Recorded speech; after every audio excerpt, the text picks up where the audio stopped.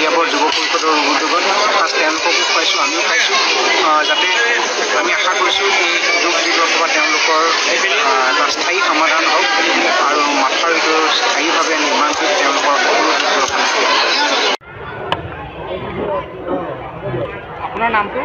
গোপাল মণ্ডল। কোনখন গাঁও? আপোনাৰ এই CID কলনী।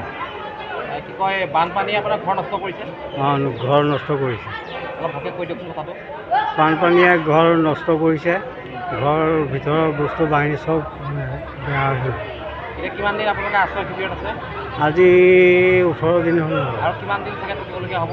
আৰু ধৰক লাগিব আৰু 15 দিনমান। এতিয়া পানী শুকাইছেনে ঘৰৰ? পানী অলপ শুকাইছে এতিয়া। আজি আপোনালোকক ভাত খুৱাবলৈ কোন আহিছে? কেঁচা মন্ত্ৰী আহিছিল নেকি? অঁ, ভাত খুৱাইছে। ভাত খুৱাইছে। অঁ, সা সুবিধাসমূহ পাই আছে? পাই আছোঁ। অঁ, চৰকাৰক ক্ষতিপূৰণৰ কাৰণে কি আহ্বান জনাব? চৰকাৰৰ ক্ষতিপূৰণলৈ ঘৰ দুৱাৰ এইবিলাক বস্তু বাহিনী চব বেয়া হৈছে, সেইটো কাৰণে আহ্বান।